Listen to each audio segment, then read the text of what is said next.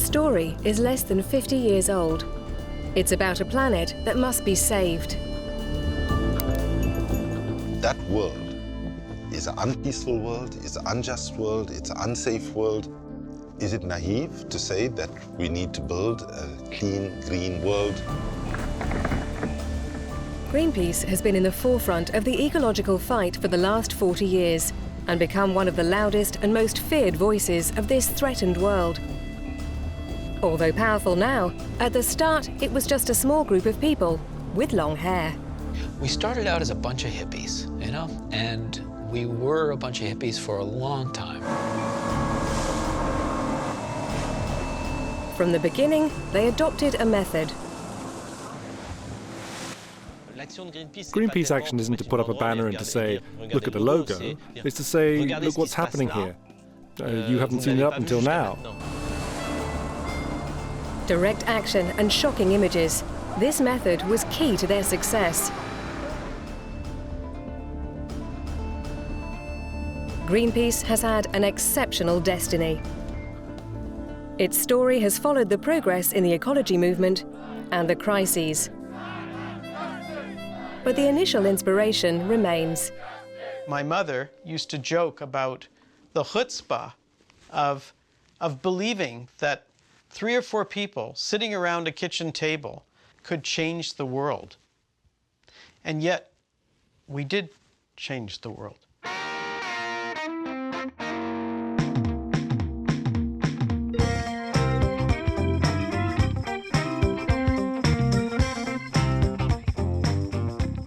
At the beginning of the 1970s, the world was divided by borders, walls and blocks.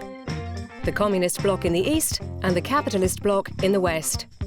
The planet was a sports ground where each bloc was running in the arms race and playing at war, using small countries as go-betweens. In Vietnam, the American army supported the South against the communist North. It was enmired in a bloody and unpopular conflict. To escape this dirty war, many young Americans crossed the border into Canada. Vancouver, a quiet city on the west coast, was shaken by the arrival of all these young Americans, heroes of the counterculture and of protest. There was a very powerful peace movement in Vancouver because so many peace activists coming from the United States, as well as Canadian pacifist movement, and Quakers, and so there was this mix. Communists, anarchists, hippies. You could feel something in the air, something is happening, something percolating. The spark to ignite this powder keg came from the USA itself, when it announced that nuclear testing would restart on an island off Alaska. These underground tests would be carried out on a seismic fault with the risk of triggering an earthquake or a tsunami. Because of its geographical position, Vancouver had front row seats. The demonstrations multiplied. They were there because they thought the nuclear arms race was insanity, and it had to be stopped. We were just pissed off, you know. I mean, we were just, they're doing this. Well, we're not going to let that happen. That's crazy. A motley group was formed under the leadership of Irving Stowe, an American lawyer who had become a Quaker, and Jim Bolin, a former military engineer who had resigned. Ecologists joined these militant pacifists, and the association of the two strands led to the creation of a new movement. There's sort of 2 places Greenpeace was born. One was the Stowe's household, and the other is the basement of the Unitarian Church. And at the end of the meeting, Irving Stowe would always say peace. And at the end of one of those meetings, I said, you know, we should make that a Greenpeace. Which I remember thinking was ridiculous at the time. Didn't make any sense to me. The next day, Bill said my father called him up and said, I can't stop thinking about what you said. The environment and the peace movement, this puts them together. At the following meeting, he came back and said, that's it. That's what we should use. That's going to be the name of the organization now. Greenpeace was born, and at that time, it didn't scare anyone. Stopping the American nuclear tests on Amchitka seemed rather an ambitious project. We were trying to figure out how could we bring the attention of the media because we realized that without grabbing the media, we were just a handful of people at that point. We had no resources. They decided to charter a ship to go to the area. But who would be crazy enough to take on a bunch of hippies and sail to the waters off Alaska? And eventually they found John Cormack and his boat, the Phyllis Cormack. And we needed $10,000 for the charter fee. You can't do that selling buttons. A benefit concert was organised, gathering an audience of 10,000 people. It raised sufficient funds to charter the ship. The Phyllis Cormack was in fact an old fishing vessel and not really suited to this adventure. But this was the age of optimism. The project hit the headlines and a new face appeared on our TV screens. And it's just such madness that it's almost a logical area to attack, because two different kinds of madness have come together there. There's the Cold War madness, and there's the let's pollute, it doesn't matter, the main thing is to make a buck, and that madness is there too, so you're attacking both of them. In September 1971, the Phyllis Cormack set sail to challenge the might of America. 12 people were on board. They weren't entirely aware of the real dangers, nor were they sure of the final outcome. But from this first voyage, the founding principles of Greenpeace were defined. The first was based on a concept from the Quaker religion. Irving Stowe comes from the Quaker tradition. And in that tradition, one bears witness to events. And if that's all you can do, one has done something very important. The key word or the buzzword was to bear witness. And the idea is that by performing some action to oppose an action by a government that you felt was unethical, immoral, by putting yourself on the line, whether it be risking jail or even death, it really grabbed people's attention. To bear witness to something that's being hidden from us, and to use the media for that purpose. That's the second principle of Greenpeace. On board the Phyllis Cormack were several journalists. Ben Metcalf reported on the adventure for Radio Canada. Bob Hunter wrote for the Vancouver Sun. He was an exceptional person and went on to become the first president of Greenpeace. Bob Hunter had the ability to inspire people, and this was very important, as he was a natural leader. He was very much the philosopher of the organization, but he was definitely a real visionary for the environmental movement, I think, as a whole. Hunter filed his column every day. His aim was to maintain public interest in this improbable voyage. We brought the media with us on our campaigns. We actually became our own media if we had to. This is Ben Metcalf aboard the Greenpeace reporting to Radio Noon. The Greenpeace has now been out nearly a month on its voyage of protest against the U.S. hydrogen bomb test at Amchitka. I remember the transmissions from the Greenpeace being electrifying. Ben Metcalf's voice crackling, with the static. Sometimes it was almost hard to make out, and you could hear the waves in the background. Ashore, there was a whole organization sending out the news coming from the ship. This is Dorothy Metcalf of the Greenpeace ashore. Yes. One moment, please. I'll start our recorder. Thank you.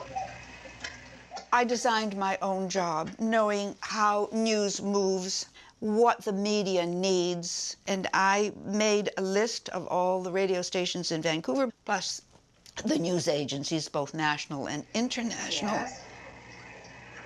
The beauty, or the brilliance, if you will, of Greenpeace is that it has taken the idea of bearing witness and used it to capture the eyes of the media.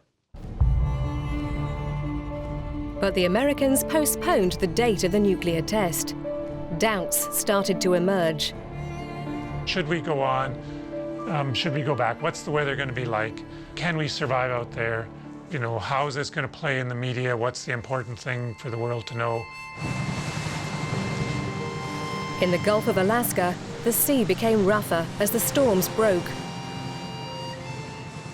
Following another postponement, After a voyage of over a month, the crew decided to return home by a majority of 7 votes to 5. They had to turn back because this fishing trawler could not have made it. We were disappointed, we were angry, there was a lot of shouting. We talked about it interminably.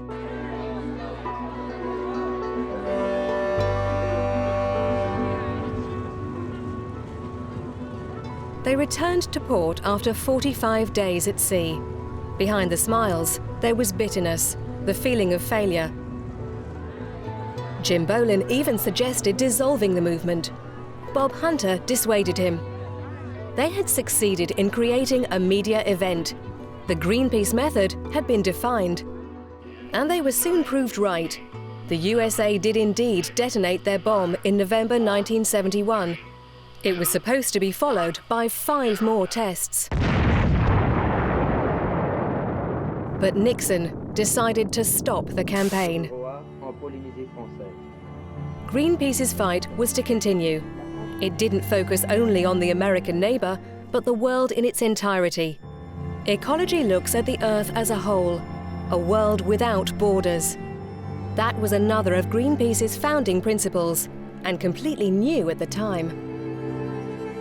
Not long after that, the French announced that they would be doing atmospheric testing in the South Pacific, and that kind of rang the alarm bell for the Greenpeace group. What's to be done? And Ben Metcalfe said, now is the time. I will call the Wellington Post and tell them we need a boat, and we need a captain. Almost overnight, there was a reply. David McTaggart answered the call. Looking a bit like a pirate, the Canadian businessman was enjoying a peaceful early retirement at the age of 40 on his yacht in New Zealand.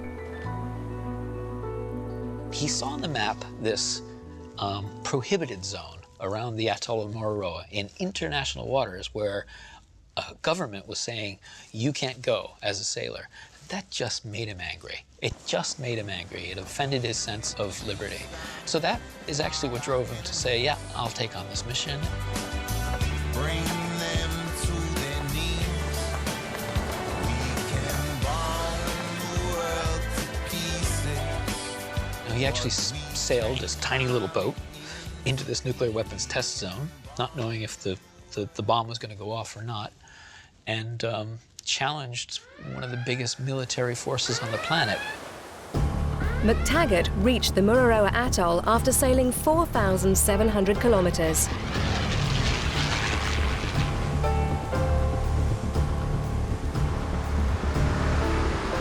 He had only just entered the forbidden zone when a naval unit boarded the yacht. Contrary to statements by the French army, McTaggart was badly beaten, injuring his eye.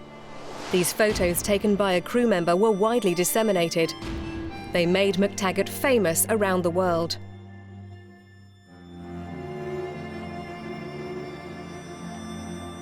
The French military had thought that the remoteness of Mururoa Atoll would protect them from international media attention. They were wrong. Silence reigned no more over the Pacific atoll.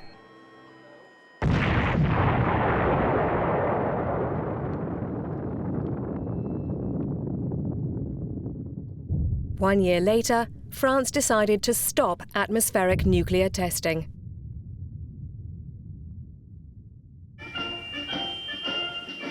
Between pacifism and Cold War, the UN organised that year in Stockholm an Earth Summit, the first of that name.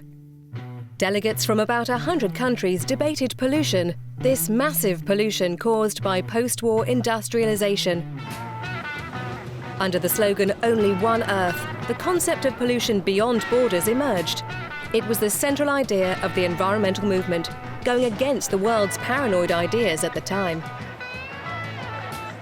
On the other hand, in the counterculture, for the groups of young pacifists who set up camp just outside Stockholm, the idea of borders was already out of date. That was the idea of the Greenpeace founders. All they needed was to bring it to life, for the environment wasn't yet front-page news. There were people within the group who felt we should stay focused on nuclear weapons. But there was this bigger ecology issue that we wanted to address. One of our objectives, probably one of our main objectives in that time, was to make environment an issue. We wanted to do something large on a grand scale that the whole world could see, and to start an ecology movement. And so this is why we ended up deciding to do the whale campaign. Bob, in particular, saw it as a huge opportunity for what he calls the mind bomb. The whales could be a symbol for ecology and for wilderness.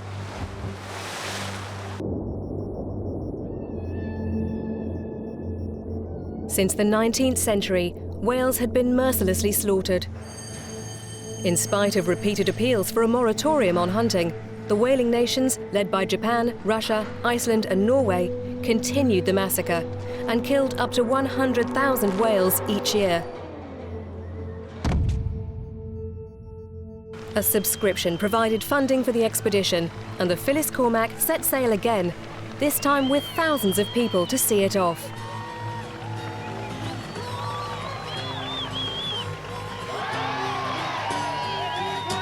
All the Greenpeace is a-sailing, they're crazy as hell. They'd be riding the big ocean in a hollowed-out shell. They'll probably get seasick, or they'll probably go blind. They're probably on drugs, or at least out of their minds.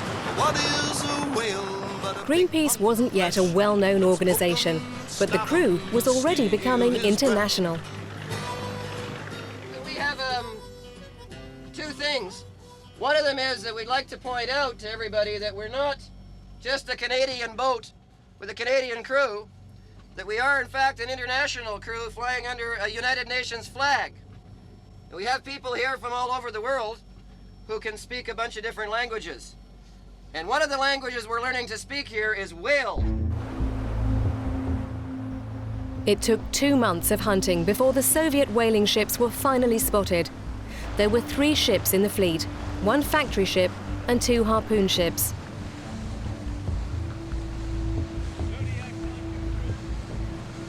It was time to launch the inflatable Zodiacs.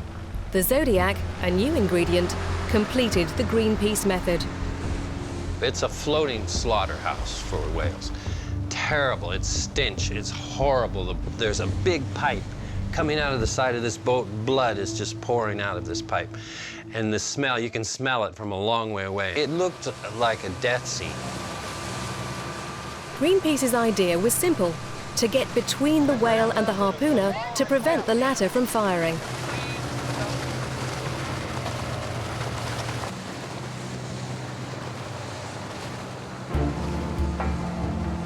Yeah, every time the harpooner got to go a shot, I would maneuver the boat to block him. And this was working really good, and I looked at Bob and I said, this is great and everything. And then the captain on the Russian whaling boat came down the catwalk and he screamed into the ear of the harpooner. Then he looked at us and he went like that. And I'm thinking he's not going to shoot, but I can see he's turning the harpoon like this. And it looks to me like maybe he's going to do it. He's going to do it. And it does. Boom, we hear the explosion. And there's this cable attached, and the cable comes right down beside their boat. It could have killed them, easily killed them. We were telling the story for the world media. Well, we had to have the photographs, we had to have the images on film, because if we just went back and told the story, it wasn't good enough.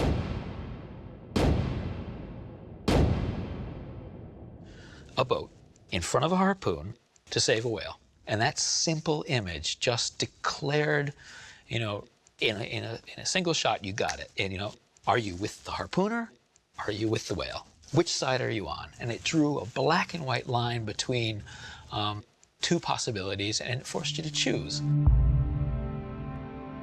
Bringing people to the scene of the crime and then confronting them with a choice. What do you want to do with this? What's your opinion? That issue became a metaphor for what we were asking people to do. I'm asking you to take action. I'm asking you to take a stand. I'm asking you to make a moral choice between right and wrong and do something about it. the Greenpeace method would demonstrate its effectiveness with seal cubs. Hundreds of thousands of these whitecoats, as they're called in Canada, were being killed each year for their fur when Greenpeace decided to start campaigning in 1976. There were other people talking about ecology before Greenpeace, but with Greenpeace, the growth of ecology took off. The helicopter and the clothing demonstrate the change in status. The whale campaign had generated an influx of donations. Greenpeace had money. Greenpeace could hit hard. The pictures were a condemnation in themselves. The shots of blood-stained ice went around the world, putting a stop to fur imports. Greenpeace was gaining international renown. Brigitte Bardot, a world-famous star at the time, came to support her Greenpeace family. I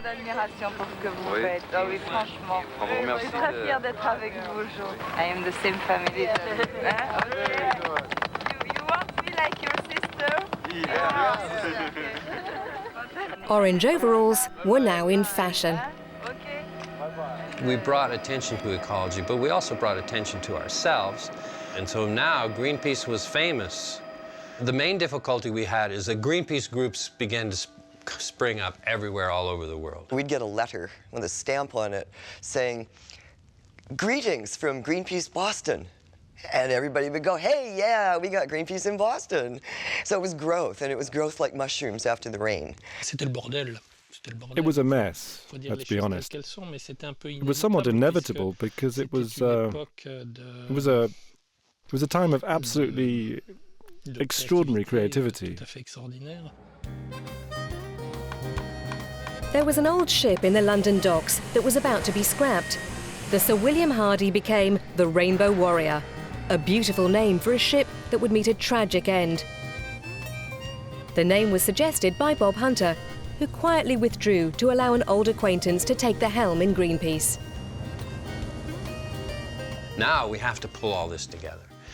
And David McTaggart was central to this because David had more experience than the rest. He had been a businessman. He had some experience in organizing people. Because he was the one that pulled everybody together. And it was a very difficult thing to do. And he managed to succeed.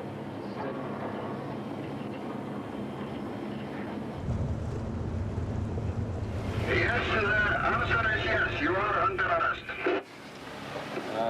Fine, we'll call you back in just a moment, please. Thanks very much. Yes, thank you. Now what? David's vision was that we could build an organization that could address the issues that you couldn't address nationally. The transborder and the international issues, and that's where he saw the holes. The former businessman saw Greenpeace as a green multinational. He moved the headquarters to Amsterdam. Financial independence was ensured by donations from the constantly growing membership of the organization.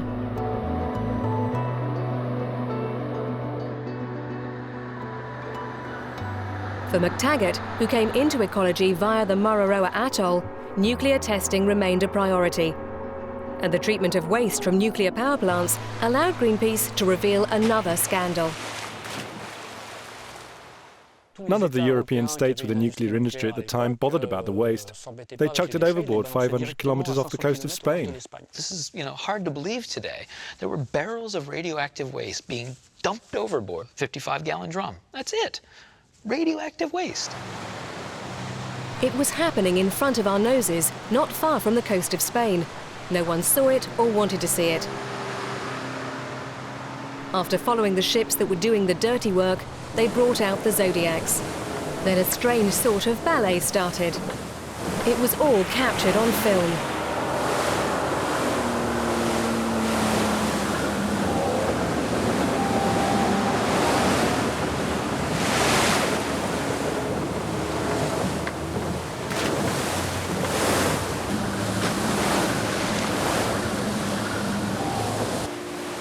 But it wasn't just a game. There was nearly a serious accident when two 800-kilogram barrels, so 1,600 kilograms of nuclear waste, fell onto a Zodiac.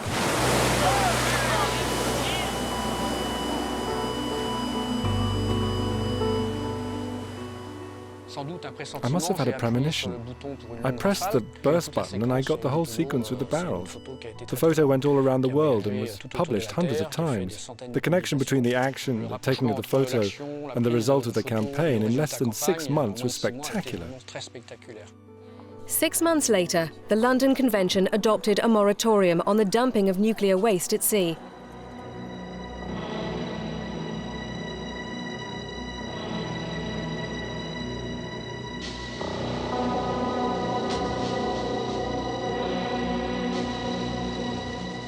Increased funding meant that more sophisticated communication methods could be explored, like this commercial made in 1982 by the photographer David Bailey.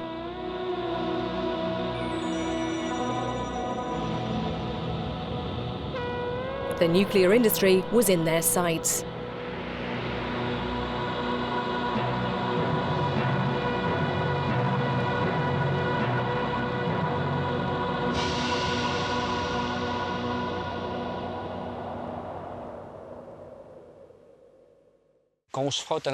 When you take on the global nuclear industry, it's not like a small local factory. There are times when you say, we're up against something quite big. Are we going to be able to make things change? The tough part for an organization is if you're going after a big target, whether it's a corporation or a government, you either have to be so small they don't think that you're worthy of attention, like a mosquito stabbing at them, or you have to be so big that they can't take you on. He said the really dangerous point was right in the middle.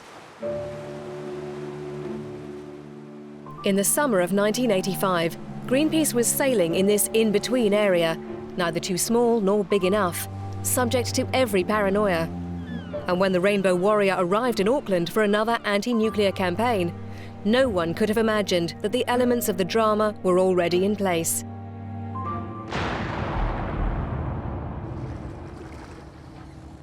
During the night of the 10th of July, 2 explosions sank the organization's flagship, causing the death of the only member of Greenpeace to die in action, the photographer Fernando Pereira.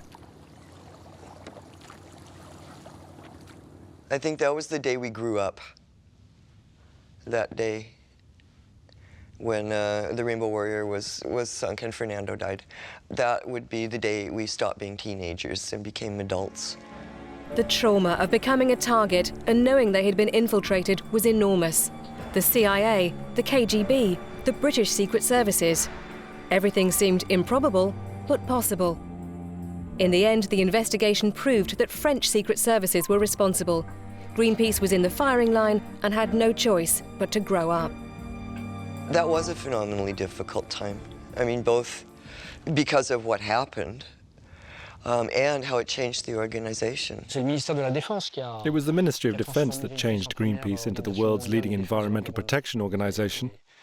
From the end of 1985, checks poured into Greenpeace like confetti. And the supporters were joining at a phenomenal rate. And to be able to handle that actually insane growth was actually very, very difficult. In the end, Greenpeace overcame the trauma using its own weapons. It staged the sinking of the Rainbow Warrior in Matori Bay in New Zealand in front of the world's TV cameras.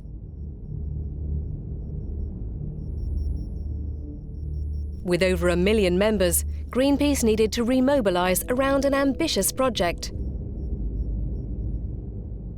There was so much money coming in, there was so much attention on the organization that we had to be really, really conscious to stick to what we do. Greenpeace threw itself into a slightly crazy project to save Antarctica. The Wellington Convention, under the pretext of protecting the continent, authorized the exploration of its mining resources. It opened the door to large companies which wanted nothing more.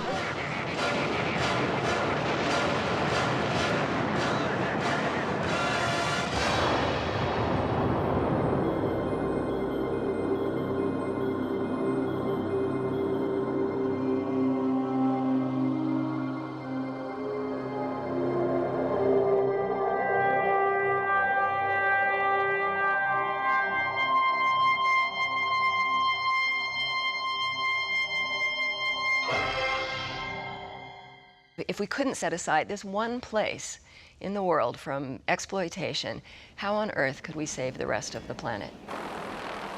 So we decided to go to the continent and set up our own base camp there.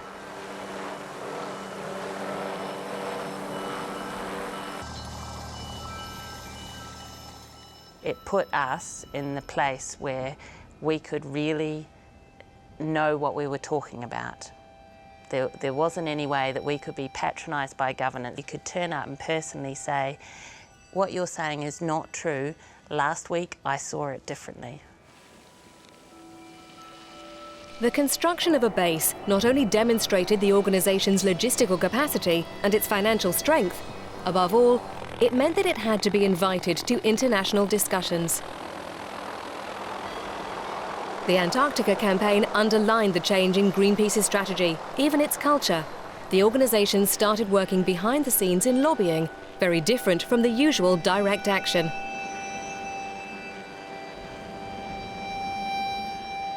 We also had a very extensive campaign running very quietly behind the scenes at a very high level, pulling strings, people who knew people. One of those people was Jacques Cousteau, who became very engaged and very interested in this issue, and at one point launched a petition in France, and it received something like 1 million signatures.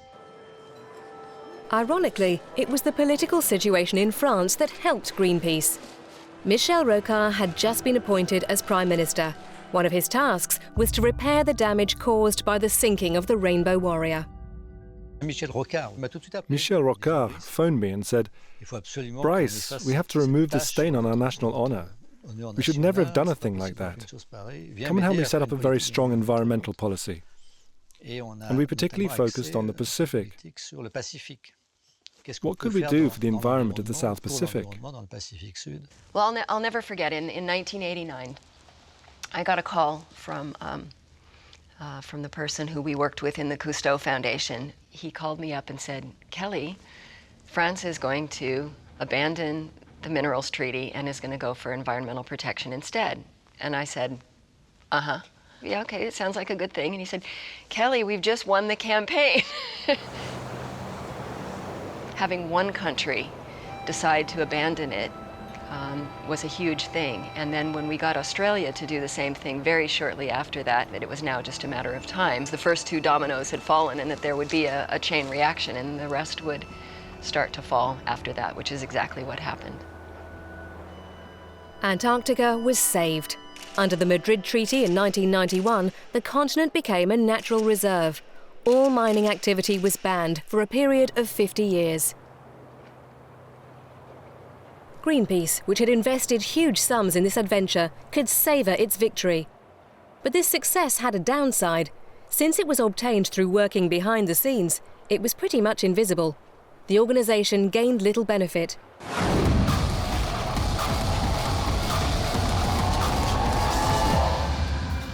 And at the same time, the ecological crisis was growing. The hole in the ozone layer, the nuclear disaster in Chernobyl, the chemical one in Bhopal, the greenhouse effect, the destruction of the Amazon rainforest. For the first time, the environment became a major concern. What legacy would be left for the children of the planet?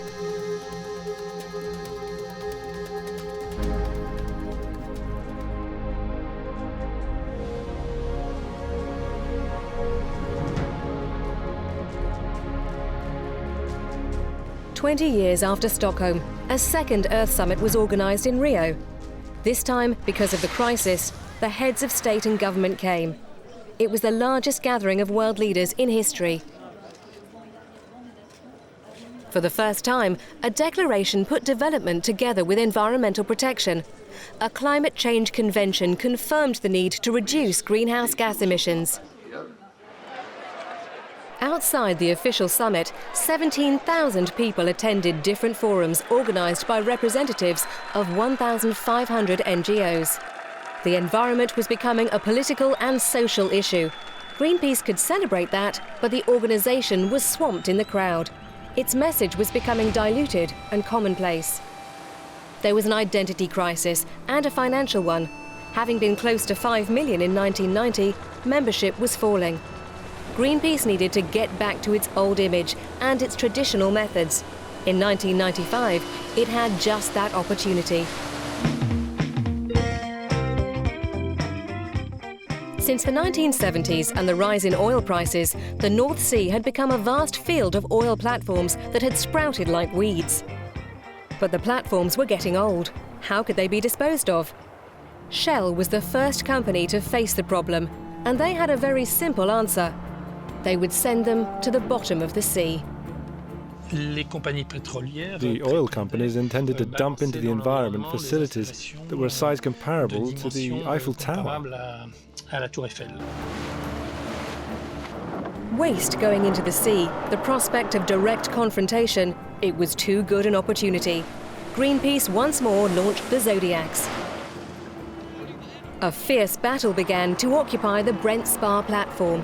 So from the helicopter, we could look down and we saw all these little inflatables crisscrossing around the water with the water cannons pointing at them. Once again, tragedy was only just avoided.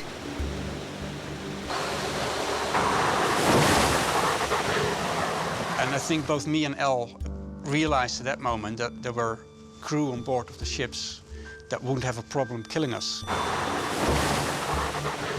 Water cannons aimed at a helicopter were the step too far that transformed the campaign. Greenpeace Germany started a boycott of Shell petrol stations. The company lost €5 million per day.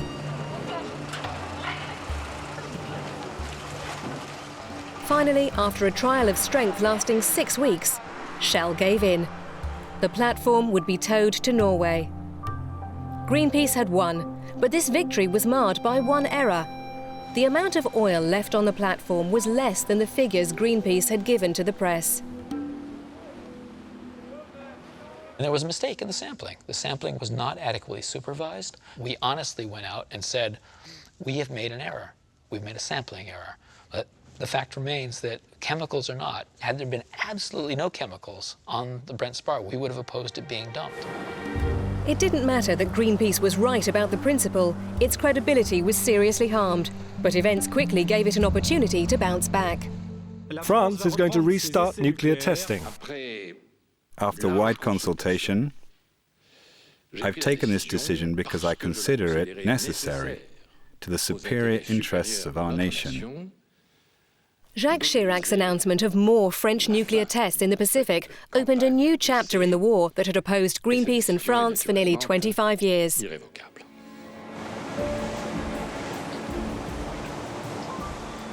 Greenpeace reacted quickly, deploying exceptional forces of 2 ships and a helicopter. They headed for Mururoa.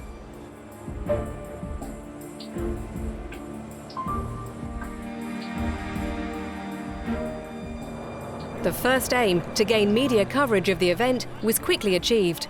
France was back in the dock. But this strong media presence changed the very nature of the campaign. It was very much a media image war. I'd never seen that, and I've never seen it since. I'd never seen so many journalists from all over the world. The whole world was watching this confrontation between Greenpeace and the might of France. Rainbow Warrior, this is Leveling. Your boat is inside the French territorial waters of Mururoa. I request you stop immediately. And I am going to Mururoa. I am going to Mururoa. The nuclear test slipped into the background. What the media were interested in was this naval battle between Greenpeace and its best opponent. But the battle was short-lived. Yeah, they're about to get on board. Greenpeace went for broke, crossed the perimeter of the Forbidden Zone, and the naval commandos attacked.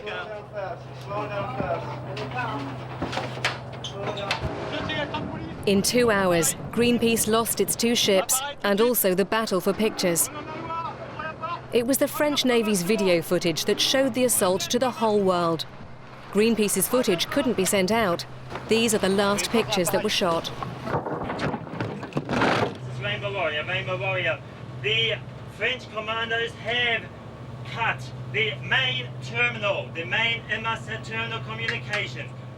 The seizure of the 2 ships was a big blow to our plans because both ships were capable of transmitting video footage out to the world.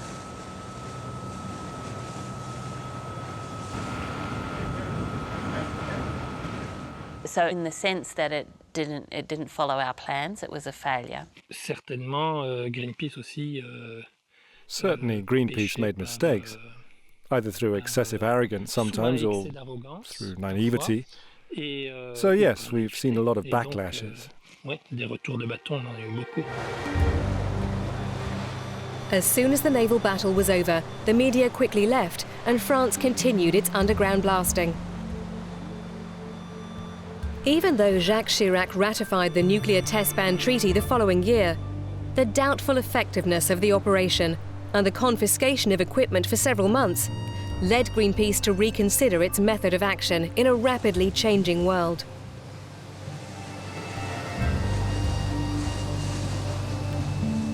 You have to find new ways to tell your story, because once you've told your story in one way, it's not news anymore. So going out in Zodiacs and blockading boats, it's been done. People have seen it. So you have to continually reinvent yourself if you want to change society.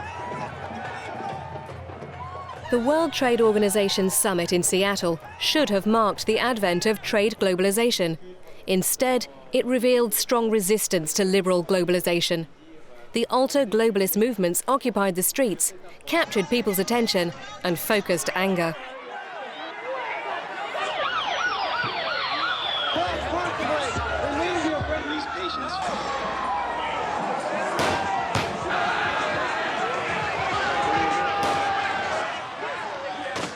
Greenpeace was present in Seattle, but in a very limited way, and working on specific technical topics, which were Greenpeace's field.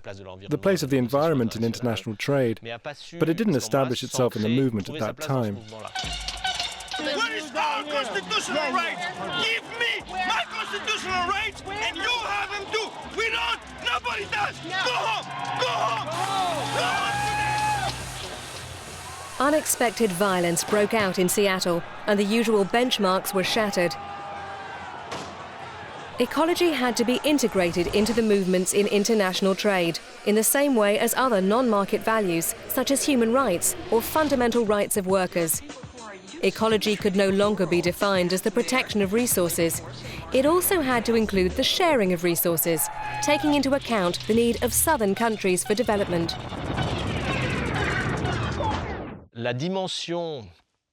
The north-south dimension of these problems wasn't part of the Greenpeace approach, but Greenpeace needed to position itself in relation to that movement.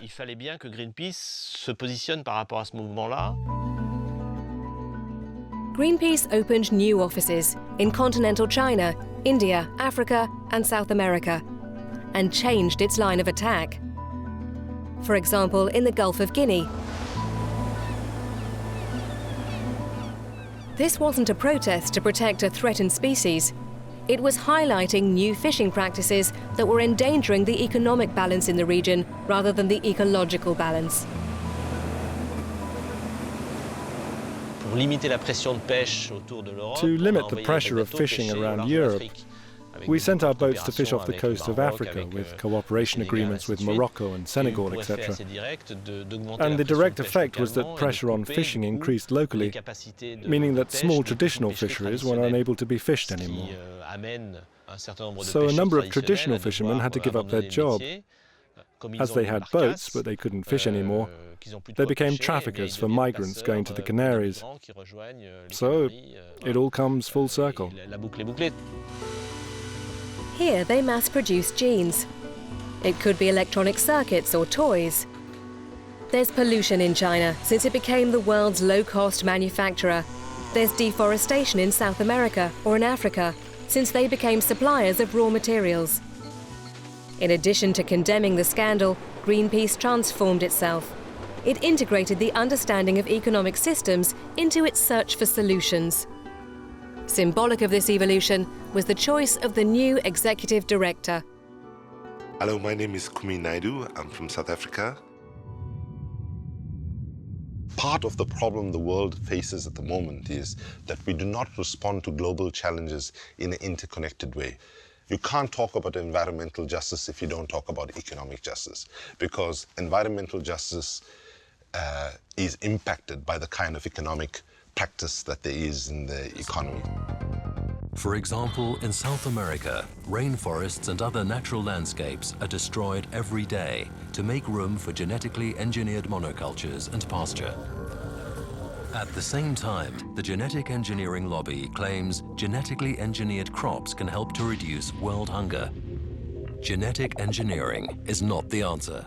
The genetic engineering campaign allowed us to start to position ourselves in a slightly broader arena where we said, it's the agricultural model that must be looked at. Genetic engineering isn't just a French question. It's a question of food sovereignty in a number of different countries in the world. Ministry of Rice. Take this ingenious invention that Jean is carefully preparing. Looks like normal rice, you're thinking. But in fact, it's genetically modified rice. Oh, by its official name, the new, mostly invisible threats laid down a real challenge to Greenpeace, which needed to reach a more fickle audience that was used to the internet. Fire! Who makes the weed killer? Fire! Let's keep this in the family. It's so innovative and new, you'll be the first in the EU to test it.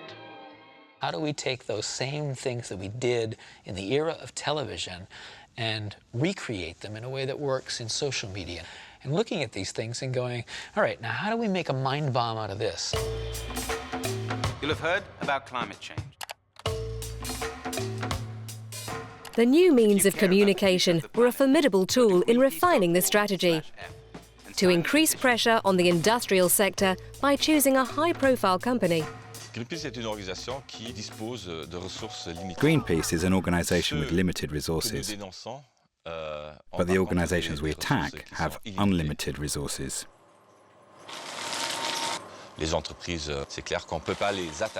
Obviously, we can't attack every company at the same time. So one of our strategies is the carrot and stick approach, where we first ask companies what their position is, and depending on the answers we receive, we identify one, or sometimes two, against which we deploy our means of attack.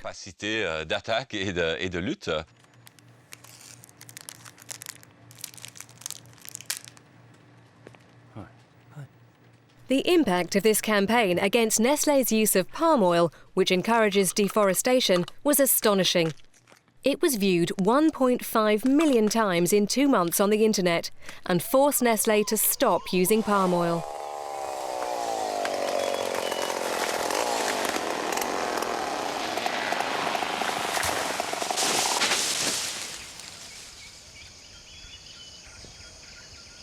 You then call the next one on the list, and that industry, and he'll pick up the phone straight away and say, let's meet up. He's not going to want to go through the same confrontational phase unless he's completely stupid. And generally, they're not completely stupid. It doesn't always work quite that well, but that's what an organisation like Greenpeace is seeking to do with these games of dominoes. You want to make the first one fall so that the rest will follow. Facebook lives in a big box full of computers. Facebook in the box eats a lot of special food called electricity. But silly Mark Zuckerberg chose dirty old coal. The same strategy was used against Facebook, along with great advertising, on the very ground that Greenpeace wanted to occupy, that of the social networks. We have to actually think about new creative ways to intensify our pressure, to ensure that they become more responsive, respond with the urgency that is needed. The other challenge that we have is that the global media environment within which we operate has become one which actually promotes a particular kind of culture, a culture of overconsumption, a culture of violence. And when we have all of those things stacked against us, as activists, we are called upon to be much more creative, much more innovative, to rise above that dominant message. There's two things that make it more difficult today.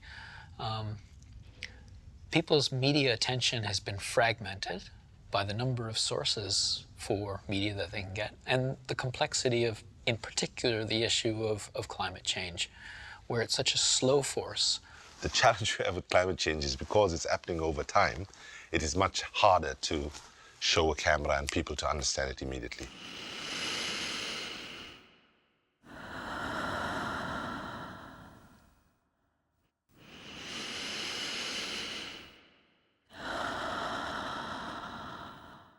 Climate change is the biggest environmental threat we as a civilization, we as a people, we as a planet have ever faced.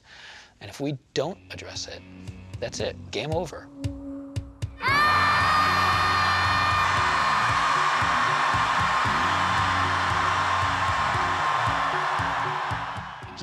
Who are these people?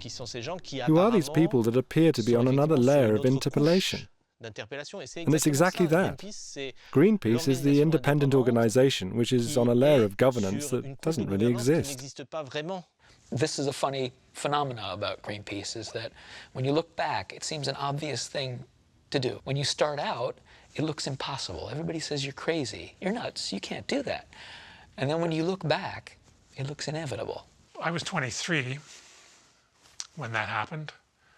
If you're people of that age now, you know, just do it. Just go and you know, take the risks. Be scared about doing it. Find some people to work with. Don't be afraid about making mistakes. Connect with what's really important in who you are and go change the world.